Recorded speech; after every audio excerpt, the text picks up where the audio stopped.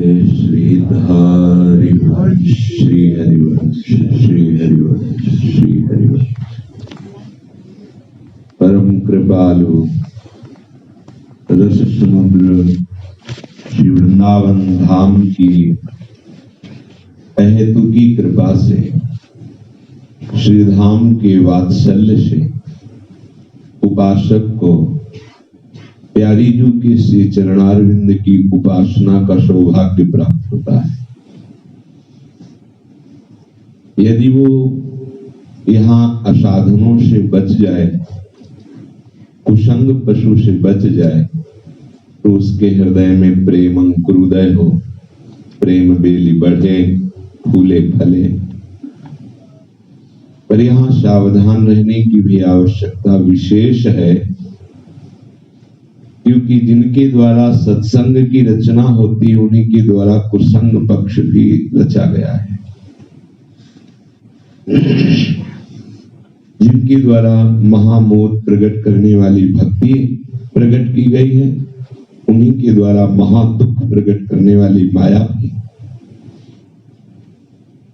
वृंदावन रस के उपासक में यदि कहीं समर्पण में कमी रहेगी तो अहम ऐसी निम्न कोटि के आचरणों में आपको रद्द कर देगा, जिससे आपकी बुद्धि प्याराल से विमुख हो जाएगी।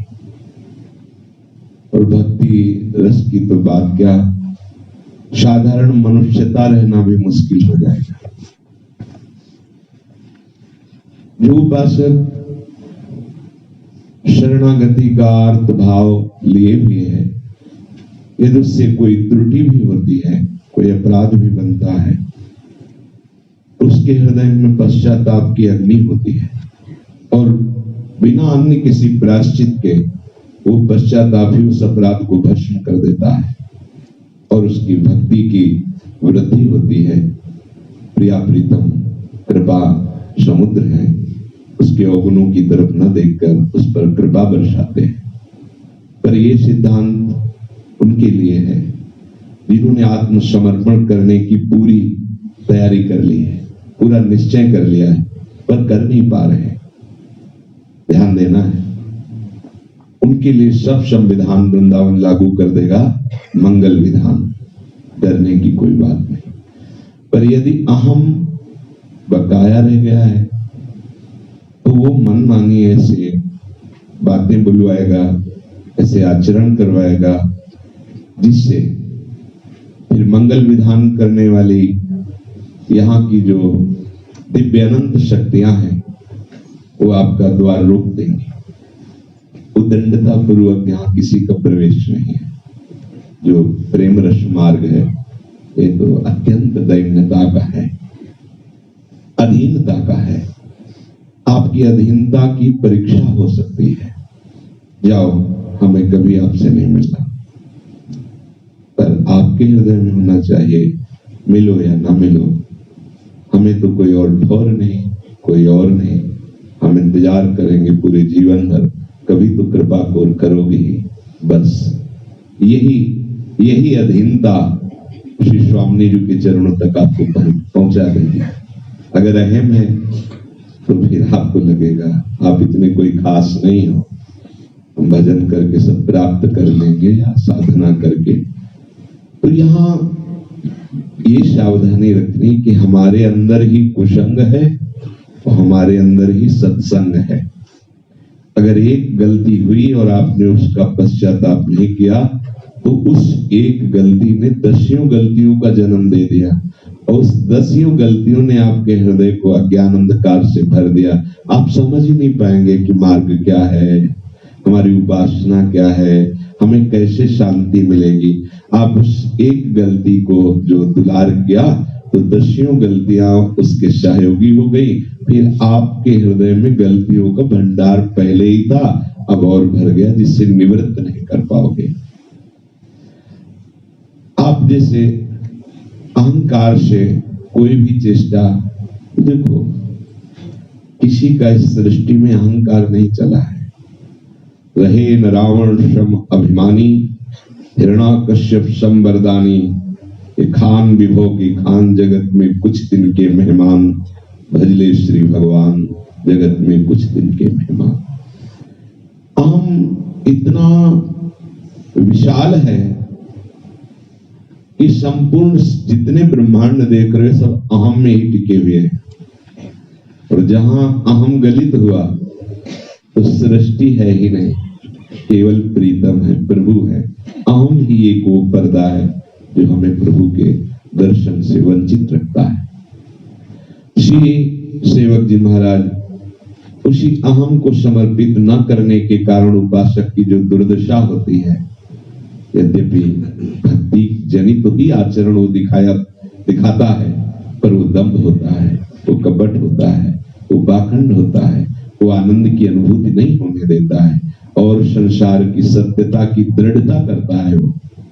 और जो कृपा पात्र जन है, यद्यपि वो भी शरणागत है, ऐसा नहीं, व्यवहारिक जो क्रियात्मक शरणागति उसकी भी है, पर जो उपासक हृदय से शरणागत है, हृदय की शरणागत का सहज स्वरूप जैसे कुम्हार को समर्पित मिट्टी, अब वो अपनी मिट्टी को कूटता है, जल डालकर मिलाता है, पैरों से रौंदता है, अपने अनुकूल बनाता है, फिर चाक पे रख के जो चाहे वो रूप दे देता है। ऐसे ही हम अपने आराध्य देव, अपने आचार्य चरणों में समर्पित हैं। अब जहां कुछ कठोरता होगी, कूट पीट के वो हमें अपने अनुकूल बना लेंगे, हमारे लिए कोई ठौर नहीं है। यह कृपा पात्र का लक्षण। उस कृपा पात्र के हृदय में पीछे से श्रवण कर रहे हैं, क्रमशः ऐसी वृंदावन नवनिर्मित निकुंज विहार की रति जागृत होती है। वो निर्खत नित्य विहार, पुलकित तन रोमावली, आनंद नयन सुधार, यह जो कृपा हरिवंश सर्वोपरि नित्य विहार रस में उसके अंतर नेत्र पहुंच जाते हैं। वो अंतर से देखता है संपूर्ण वृंदावन का वो वैभव जो अवर्णनीय है। इसकी समानता कहीं कोई भी चिदानंद धाम भी नहीं है। प्राकृतिक लोक धामों की तो बात जाने दो, भगवत धाम भी नहीं है। ये प्यारी जू का निज महल है। वो उपासक सहचरी की कृपा से, आचार्य की कृपा से देख पाता है अद्भुत शोभा संपन्न श्रृंगार रस स्वरूप श्री यमुना जी को, यमुना जी के पावन पुलिन को, वृंदावन के खग मृग पशु पंछियों को। उसकी दृष्टि पहुंचती है उन लता भवनों के झरोखों में, जहां से वो अद्भुत रस समुद्र प्रियालाल की रसकेली को देखता है। अपने कल चर्चा कर रहे थे कि अद्भुत महल में प्रियालाल रसमयी बतियां करते हैं, हास परिहास करते हैं। प्रियाजू को उसी हास परिहास के समय प्यारे जू के हृदय देश वक्षा स्थल में अपना ही प्रतिबिंब दिखाई देता है। यद्यपि 64 कला प्रवीण तदपि भोरी, समस्त कलाओं में प्रवीण फिर भी भोरी। ऐसी बात कहीं नहीं देखी जाती। जो कलाओं में प्रवीण होता है वो अति चतुर है, लेकिन हमारी स्वामी जी रूप राशि अति चतुर शिरोमणि भी है, पर अति भोरी भी है। ये भोरेपन की चरम सीमा है। अपने ही प्रतिबिंब को देखकर अपने प्रीतम से प्रणय को करते हैं। उपासक ऐसी महामाधुरीमयी शोभा को देखकर, प्यारी जी के अमृतमय नेति नेति वचनों को सुनकर अत्यंत प्रेमानंद में भर जाता है। उसे और कछु न सुहाए। फिर आगे दृष्टि पहुंचती है, देखा सखियों ने बहुत ही सुकोमल और रंग बिरंगे बिछोने बिछाए हैं, जहां स्वर्णिम रत्न जटित भूमि है, मणिमय दमकती हुई चित्रकारी की गई है भूमि पर, और भूमि से कुछ ऊंचा उठा हुआ स्थल चबूतरा जैसे, मंडल जैसे। उस मंडल की रचना का कैसे कोई वर्णन करे जहां सिंहासन विराजमान है, दमक रहा है सिंहासन। सुंदर कुसुमों की गादी सिंहासन पर बिछाई गई है। ऐसे सोंधे से सनी हुए उस पर बिछोने नीचे बिछे हुए हैं, जहां सिंहासन पधराया गया है कि उसकी सुगंध से पूरा वृंदावन सुवासित हो रहा है। आसपास समस्त वृंदावन के पक्षियों की मंडली आ गई है, क्योंकि महल से प्रिया प्रीतम पधारने वाले हैं। सब मधुर मधुर स्वर में बोल रहे हैं और रस में भरे डोल रहे हैं। ये रस झुमाने वाला है। देखो, आपको पद समझ में आए या ना आए, तो जब गाया जाएगा तो आप देखना ऐसे ऐसे होने लगोगे आप। और कहीं पद समझ में आ गया तो आपका मन, बुद्धि, चित्त, अहम, इंद्रिया सब झूमने, उन्मत्तता प्रकट करने वाला ये रस, झूमने वाला रस है। वृंदावन के प्रेम स्वरूप रंग बिरंगे पक्षियों की मंडली आकर के सब प्रियालाल के जस का गान करते हैं, नाम का गान करते हैं, रस में झूम रहे। अब समस्त सहचरियां मानो सबके नेत्र चकोर हो रहे हैं, प्रियालाल महल से पधार रहे हैं। श्री युगल सरकार गलवहियां दिए हुए महल से निकल रहे, निकस कुंज ठाड़े रहे, पूजा परस्पर, ये शोभा बहुत अद्भुत। तब आए मंडल सभा, जहां सखिन की भीड़, भई एक गति सबन की, बिसरे नैनन की, बनी बैठे भली भांति सो, नवल लाडली लाल, मनो तमाल ढिंगल सत मृदु, कंचन बेली बाल। श्री लाडली लाल जी गलवहियां दिए पधार रहे। आह, ऐसी अद्भुत शोभा है।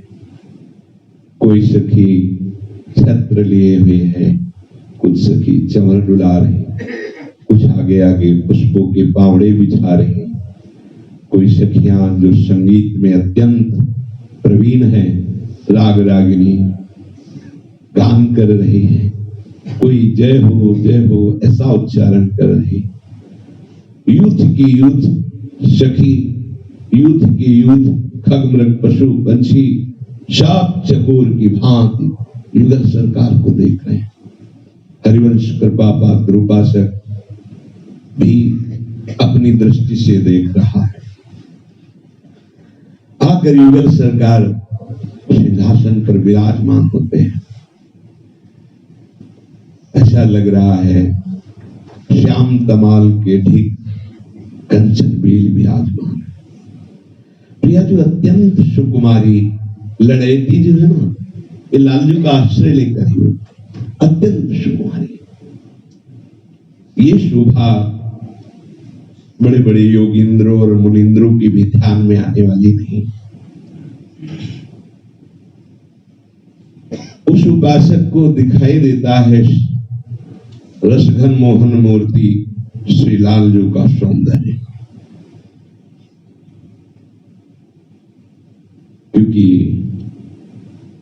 लालजू के सौंदर्य पान करने वाले नेत्रों की ही सामर्थ्य होती है जो प्रिया सौंदर्य तक पहुंच सके। लाल रंगीलो गाइए ताते प्रीति रंगीली पाइए। इंद्र नीलमणि श्याम मनोहर ही करुणा करके अपने धन का दर्शन कराते हैं, तभी उपासक दर्शन कर पाता है, नहीं तो किसी की सामर्थ्य नहीं। वही आचार्य रूप से आते हैं अपने रस को देने के लिए। जब जब होए धर्म के हानि, तब तब तन धरि प्रकट दानी, जानी और दूजो नहीं। हितजू और लालजू कोई दो थोड़ी है, वही है।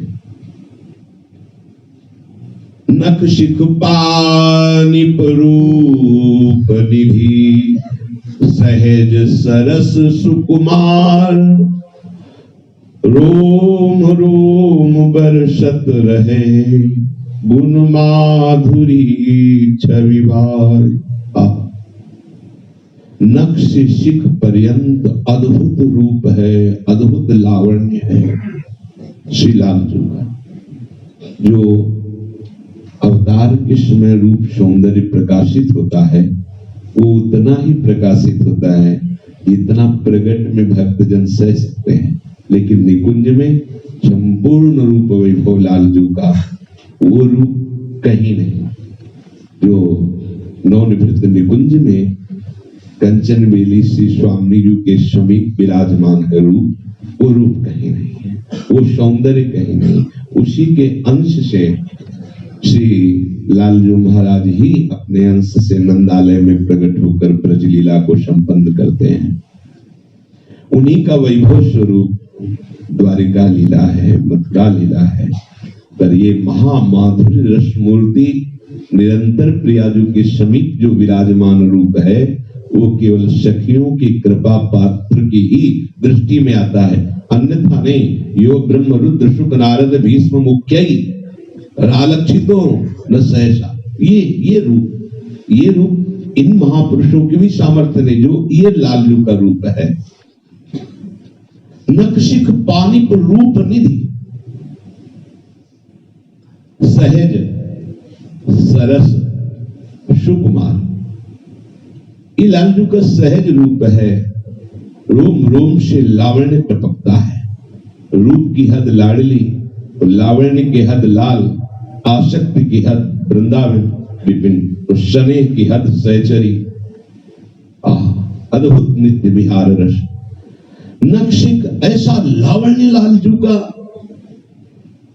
अंग अंग से सरसता सुकुमारता, रोम रोम से रूप की वर्षा, गुण माधुरी ऐसे बरस रही। छवि बार गुण माधुरी लावण्य रूप ये बरस रहा है लालजू का। श्री राधा वल्लभ लाल सिर, भवी चंद्रिका मोर, सुरंग बाग सो लटकी रही वाम भाग की ओर। प्यारे लालजू के मस्तक पर मयूर चंद्रिका विराजमान है, मोर मुकुट। और सुंदर सुरंग पाग है, लाल पाग, मोर, और वो वाम भाग की ओर झुका हुआ है। अतिशय शोभा, नक्षिक रूप लावण्य छवि गुण माधुरी की वर्षा हो रही। भाल देश पर सुरंग पाग, उस पर मोर मुकुट, वो भी वाम भाग की ओर झुका हुआ है। विशाल भाल पर लाल रंग की बेंदी लगी हुई है। लाल भाल पर फबी रही बेंदी लाल अनूप, मनोमूर्ति अनुराग की प्रकट भई धरि रूप। ऐसा लग रहा है जो लाल रंग की बेंदी श्याम भाल पर विराजमान है, मूर्तिमान अनुराग ही बेंदी के रूप में विराजमान है।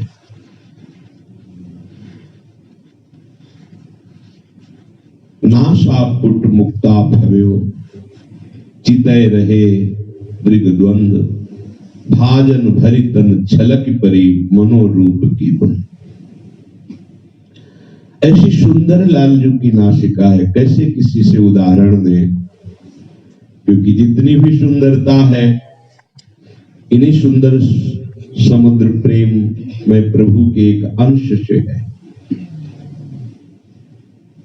और उस नासिका पर जो गुलाक, जो मोती ऐसे धारण किए हुए हैं,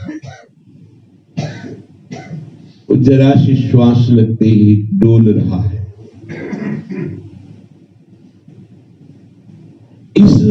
नासिका और मुक्ता की डोलती हुई छवि को देख करके दोनों नेत्र फंस जाते हैं, हटना नहीं चाहते वहां से,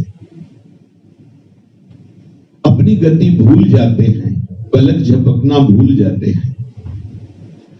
मानो रूप सौंदर्य पूरित भाजन से कोई एक मनोहर महारूप सिंधु से कोई एक मन का हरण करने वाला बिंदु प्रकट हुआ हो, तो जो मोती दोनों नेत्रों को चुरा लेता है, अर्थात नेत्रों की गति रुक जाती है। एक टक लालजू के इस सुंदर मुखारविंद, भाल देश पर सुरंग पाग मोर मुकुट जो वाम भाग की ओर झुका हुआ, विशाल भाल पर लाल वेदी, सुंदर नासिका, दोलायमान वो मोती, नासा मोती नेत्र चुरा लेते हैं। ये शोभा अरुण अधर दशनावली झलकति परम रसाल, हिरन की पंकति मनो बंधन में करिलाल। बहुत ही सुंदर अधर हैं श्री लालजू महाराज के। अरुण आभा प्रकट हो रही है श्याम मुखारविंद पर, अधरों की अरुण आभा प्रकट हो रही है। और जब बात करते हैं या मुस्कुराते हैं तो वो जो अधुर अरुण विकसित होते हैं तो दंत पंक्तावली खुलती है। यद्यपि जो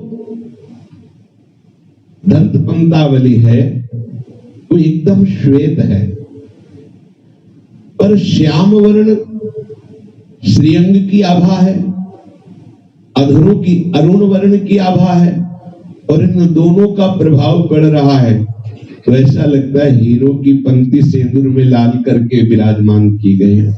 दमकते हुए अधर अरुण और अंदर श्वेत पंक्ति जो अद्भुत अरुणिमा का प्रभाव पड़ रहा है और श्यामता का, तो ऐसा लग रहा है हीरो की पंक्ति बनी हुई है जो सिंदूर वर्ण से ऐसे पोत दी गई, जो जिसमें अरुणिमा झलक रही। प्यारी जी की दंत पंक्तावली का जब वर्णन होता है तो कहते हैं ऐसा लगता है किसी लाडली जी के अधरों में लालिमा छाई हुई है और उस लालिमा का प्रभाव दंत पंक्तावली जो कुंदकली के समान श्वेत दंत पंक्तावली है, तो जैसे अनार के दाने होते हैं कुछ श्वेत और कुछ अरुणिमा लिए, ऐसे ऐसे अब कैसे शोभा का वर्णन करे, कहीं इन शोभाओं से प्यारे जो की शोभा का अनुमान थोड़ी लगाया जा सकता है। हिरन की पंकति मनोबंधन में करिलाल, ओहो सावल मुख छवि प्रभा पर वारों कोटिक चंद। ऐसे थोड़ी हमारे प्यारी जो के प्यारे जो, कोई बचा ही नहीं, इनके कटाक्ष से कोई बचा नहीं। भागवत में श्री सुखदेव जी महाराज कहते हैं कि इनकी एक मंद मुस्कान ही बड़ी बड़ी माननियों के मान का मर्दन करने के लिए। परीक्षित ये वो है जिनके एक संकल्प से अनंत ब्रह्मांडों का तत्काल कल्याण हो जाए, तत्काल परम पद की प्राप्ति हो जाए। इन्हीं की सामर्थ्य का तो सब वर्णन है वेद में, पुराणों में, ऋषि मुनियों ने, सब इन्हीं की।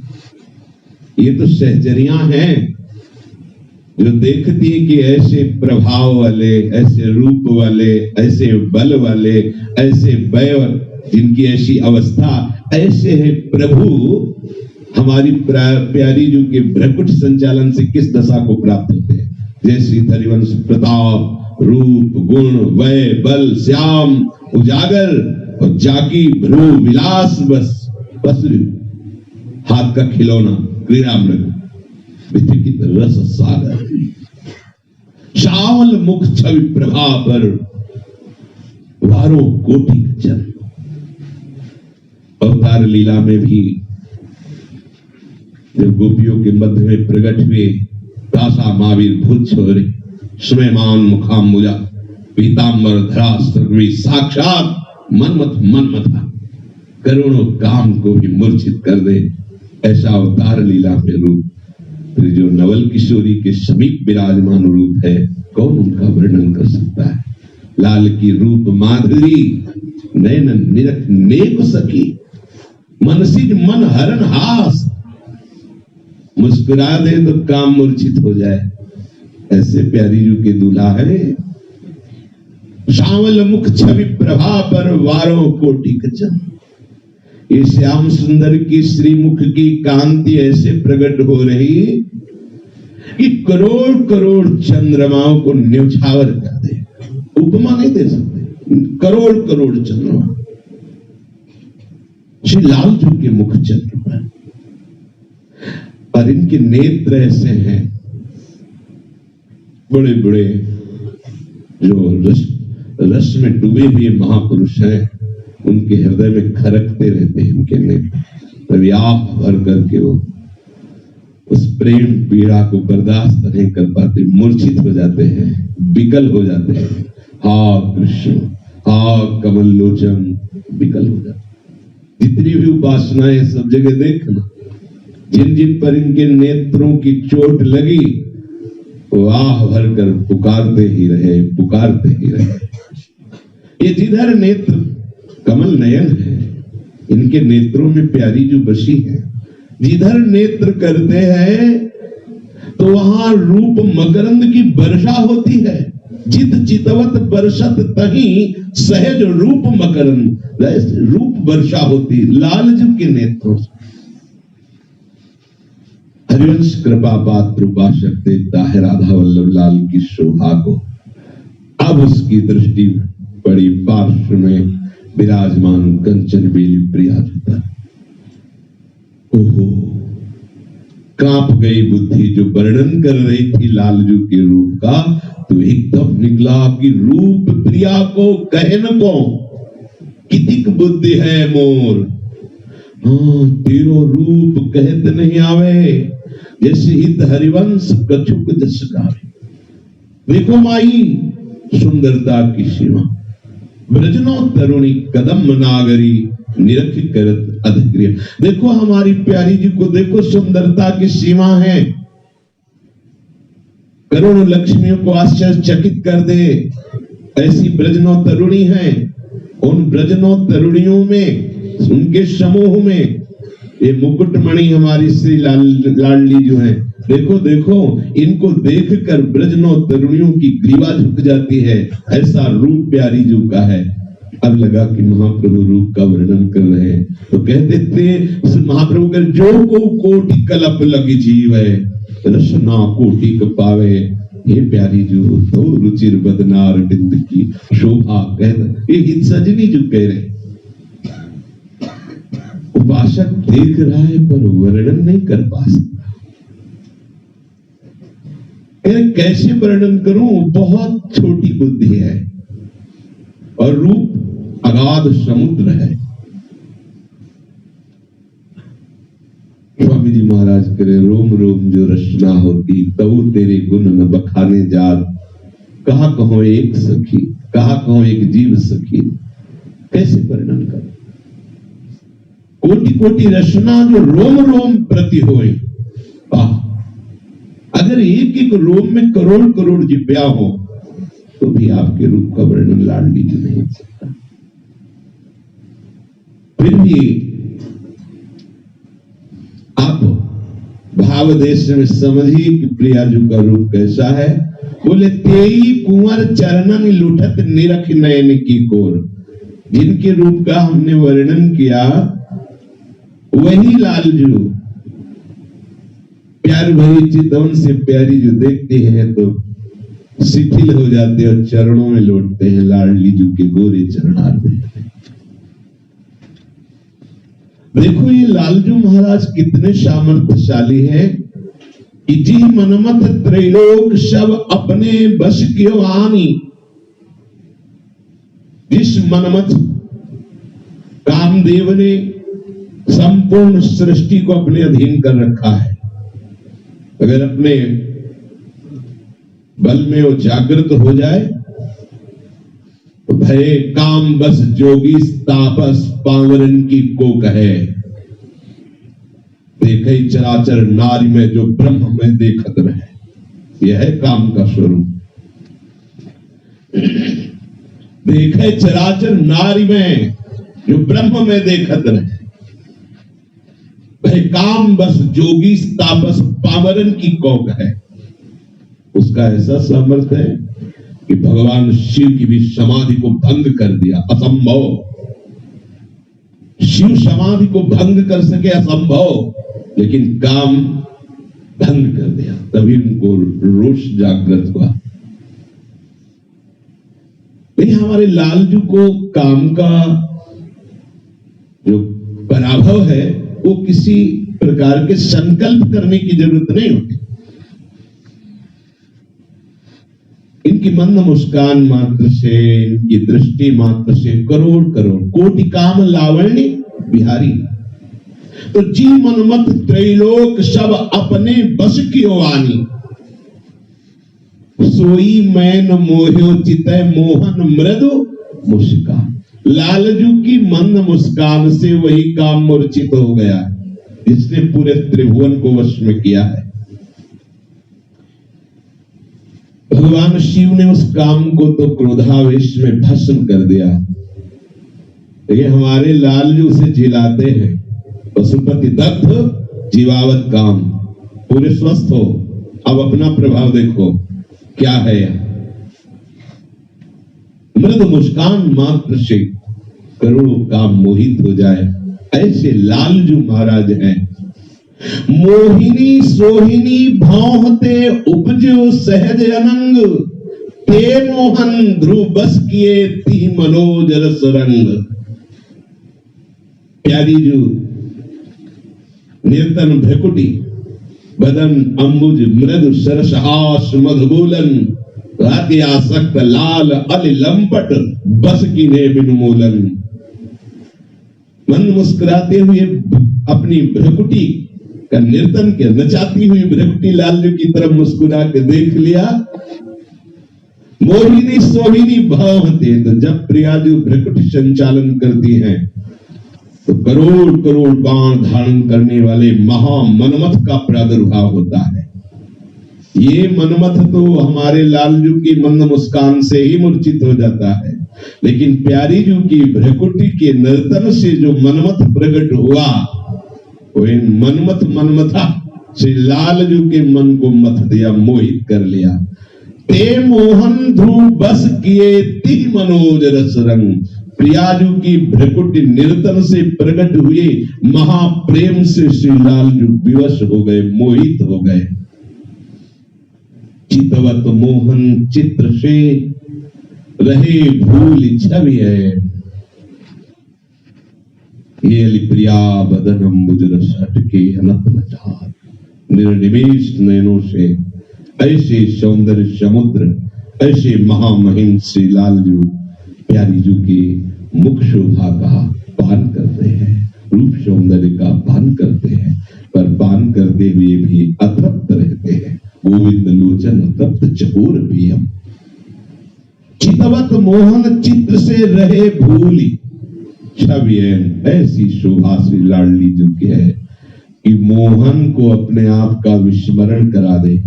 एक तक उपासक की क्या सामर्थ्य है, उपास्य देव को भी विस्मृत करा दिया प्यारी जू की सौंदर्य ने। मानो तीठा मोल के नैनन नीले नयन, मानो लाडली जू के नेत्रों ने लालजू के नेत्र को खरीद लिया, बिके हुए जिधर। इसीलिए तो हमारे माई श्यामा जी को राज, ये अखिल लोगों के साहब तो बिके हुए हैं। अब अपने को क्या डर, अब अपने को क्या कल्याण, क्या मोक्ष, क्या परम पद। अरे जिनके चरणों में परम पद लुटता है वो तो हमारी लाडली जी के चरणों में महावर लगाने की आकांक्षा करते हैं। अब क्या परवाह, अब तो बेपरवाह। जीत गए बाजी, जीत गए नागरीदास ही जन्म जितायो।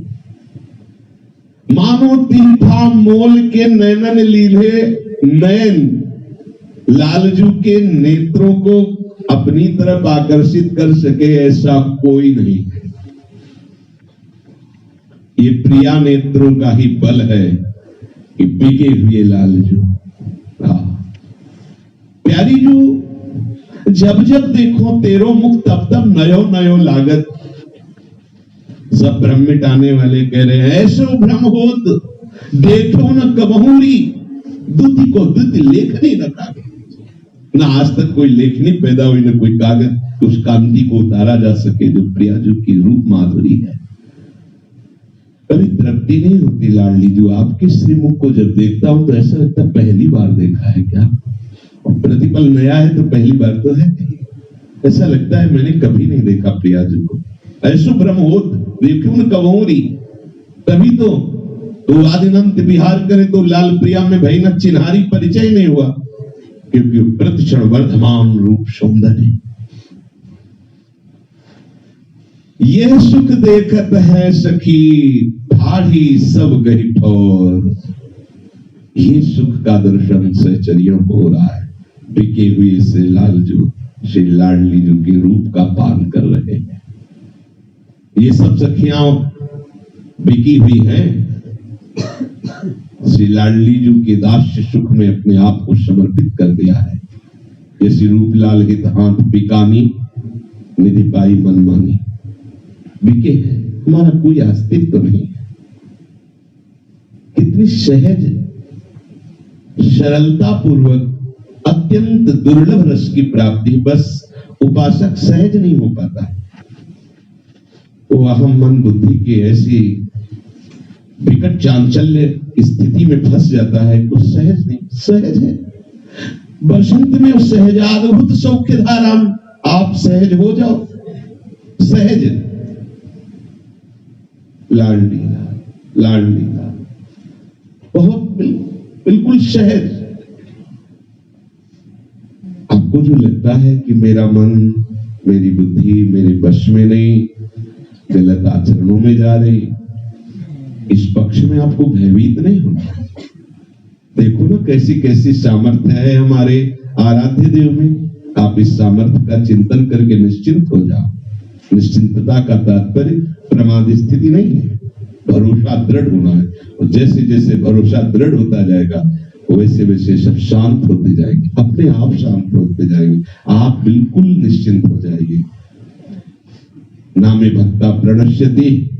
फिर जिनके ये हैं जो कह रहे हैं नामे भक्ता प्रणश्यति, मेरे भक्त का नाश नहीं होता। कौन कह रहा है? प्रभु। और महाप्रभु क्या कह रहे हैं? भावे माई जगत भगत भजनी। तो लाडली जो आप ही अपने भगत का तो हरि भगत भय ना लाडली जी के। तो सोचो जो कह रहे नामे भक्ता प्रणश्यति, वो जिनके भगत है उनकी हम शरणागति लिए। अरे अब तो क्या है, बस इसी बात को भूले हो इसीलिए ठसक नहीं है। तो ये ठसक आ जाए बस। जिते विनायक शुभ शुभ विघ्न करे नहीं कोई। आएंगे विघ्न पर कर नहीं सकते विघ्न, वो सब शांत हो जाएंगे। ये सुख देखत है सखी ठाढ़ी सब गई ठोर। अब गई ठोर, इतनी सामर्थ्य नहीं इन प्रेम मूर्ति सखियों की इस समय। वो कोई न कोई आश्रय लेकर ऐसे खड़ी, शरीर शिथिल हो रहा है। ऐसे रूप सिंधुओं के प्रेम रस का पान कर रहे नेत्रों के द्वारा। बरसत आनंद शबन पर रसिकन मन सिरमौर। ये रसिक श्रोमणी युगल सरकार सब सहचरियों पर आनंद की वर्षा कर रहे। जब करुणामयी लाडली ऐसे सखियों की तरफ देखती है तो लाडजू के नेत्र बिके हुए हैं, वो भी उधर ही जाते हैं जिधर लाडली जी के नेत्र। और जब युगल दृष्टि डाल दे, बरसत आनंद सबनी पर रसिकन मन सिरमौर। कितनी सखियां हैं? बोले लक्ष्य लक्ष्य के जूथ जहां अग्नि तो अमित अपार। लाखों लाखों सखी जूथेश्वरी हैं, उनकी जूथ है। लाख लाख सखियां नहीं, लाख लाख सखियां जूथेश्वरी हैं और उनके जूथ हैं। इसलिए सखियां कितनी हैं? बोले अगणित अमित अपार, उनकी सीमा नहीं, उन्हें गिना नहीं जा सकता, अपार सहचरियां हैं। ये सुनकर ऐसा न लगे कि इतनी भीड़ में मुझे कैसे सेवा मिलेगी, मुझे कैसे दर्शन मिलेंगे। तो कल की चर्चा में आपको बताया था कि अगर अपने सामने लक्ष्य सहचरियां खड़ी हैं तो ठीक वैसी जो प्रथम सहचरी को दर्शन हो रहा श्री जी का, वैसे ही आपको हो रहा है। वो लक्ष्य सहचरियां आपके सामने पर्दा नहीं बनेगी, यहां से सिंहासन तक बिल्कुल समीपता और बिल्कुल आपकी दृष्टि ऐसी, बिल्कुल कोई नहीं बीच में, केवल प्रिया प्रीतम। ऐसा है वहां, ऐसा नहीं कि हटो जरा सखी हम भी दर्शन, ऐसा नहीं, क्योंकि सब हित मूर्ति है, सब चिदानंद मूर्ति, कोई पार्थिव शरीर थोड़ी क्यों पर्दा डाल देगा। रचना कोटि जो होई तन कही न सकत विस्तार, यदि करोड़ों जिभ्या हो तो भी सखियों का कितना विस्तार है ये वर्णन नहीं कर सकते। वो उपासक देखता है यूथ जूथ प्रतिनायिका, इक इक सखी उदार, तिनके नाम कहो कछु अपनी मति अनुसार। यूथ यूथ सखियों के हैं, उनमें एक प्रधान सहचरी और समस्त यूथेश्वरियों जो सखियां हैं यूथेश्वरी, उन सब की स्वामिनी है हमारी हित सजनी, जो समस्त सहचरियों की अत्यंत लाडली हित सजनी जो है, लाडली जो की अत्यंत लाडली, और सब सखियां हित की ही मूर्ति है। हमेशा भी कह सकते हैं कि हित के सिवा कुछ नहीं है, अर्थात सब हित सजनी स्वरूपा ही। ऐसी जगह थोड़ी शरणागति है, बहुत बड़ी। बस ये है कि हरिवंश प्रताप ही जानत है, हरिवंश प्रबोध प्रमाणत है, हरिवंश सुसर्वस्व है, तिनके सुख संपत्ति दंपति जो जिनके। इस प्रताप की तरफ जहां आप लगोगे तो धूल फेंकी जाएगी। ध्यान रखना, कोई भी उच्च पद प्राप्ति के लिए जब चलता है तो उसके सामने वही पददाता ही फिसलन डालता है, ये बात मानना, कोई और नहीं है, वही सफल और वही आपको बचाएगा भी। पर उस समय आपकी आंतरिक वृत्ति का निरीक्षण परीक्षण होता है। कहां है आंतरिक वृत्ति? आप किसका आश्रय ले रहे हैं? अहम का, अन्य का या आराध्य देव का? वही आपको आगे बढ़ाता चला जाएगा। बहुत बड़ी ये जो महिमा गान करते हैं कि तेरी महिमा कहा कहूं, श्री हरिवंश दयाल तेरे द्वारे बटत है सहज लाडली लाल। ये कोई अलंकारिक महिमा वर्णन नहीं की गई, अक्षरशः ऐसा सत्य है। जिसने हृदय से हितजू की शरणागति स्वीकार कर ली। ऋषि अनन्यमाल में भगवत मुदित जी महाराज पहले ही में वर्णन करते हैं कि जितने हरिवंश शरणागत हुए सब रस सिद्ध हुए, ऐसा वर्णन कर। जितने हरिवंश शरणागत हुए, तो यहां व्यवहारिक शरणागति नहीं है, यहां है तनुवांग मनोभिरमलई सोहम तविवाश्रिता। ये जो व्यवहारिक शरणागति कंठी और तिलक चिन्ह है, ये प्राथमिक भाव के लिए तो ठीक है, पर इतनी ही नहीं है। अगर इतनी के बाद आप अवहेलना शुरू करते हैं तो दुर्गति का मार्ग है आपके लिए भी, ऐसा मत सोच लेना। जब तक तनु वांग मनोभिर अमलई सोहम तविवाश्रिता, तब ये है कि बटत लाडली, ले लो अपनी झोली में लाडली लाल, कोई साधन की बात नहीं।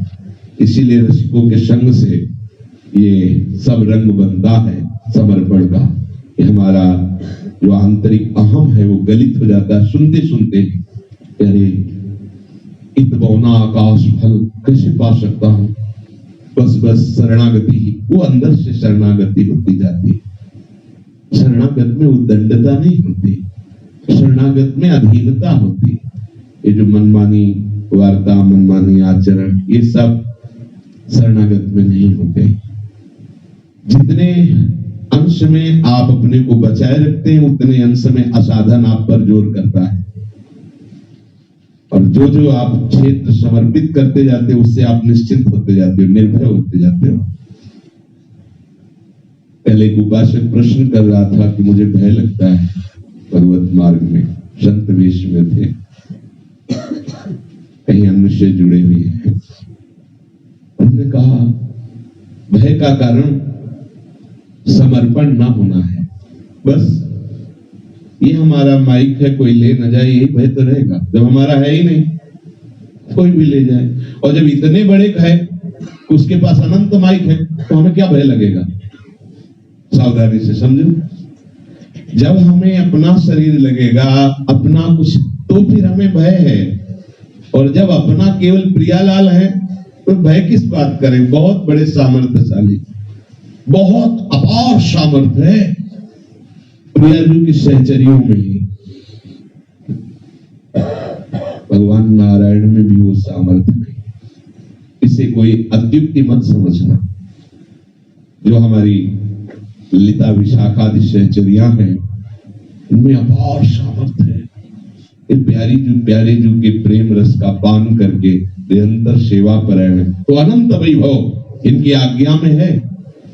ऐसा कोई न समझे कि हम जिस उपासना में है सरस उपासना है, पर कोई ऐसा वैभव तो वर्णन करते नहीं, अस्त्र शस्त्र का, चमत्कार का।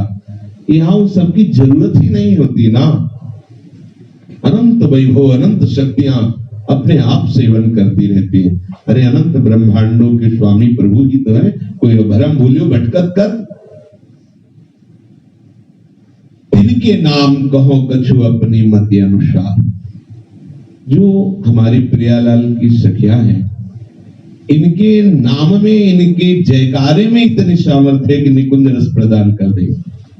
जैसे अपने लोग गान करते, श्री ललिता जी की जय, श्री विशाखा जी की जय, तो हरि की लाखों बार जय जय बोलो, और ललिता जी की एक बार जय बोलो, विशाखा जी की एक बार जय बोलो। ये अतियुक्त नहीं है। आप पढ़ के देखो रस ग्रंथों को, तब आपको पता चलेगा। हरि इनकी जय बोलने पर अपने आप को न्यौछावर कर देते हैं।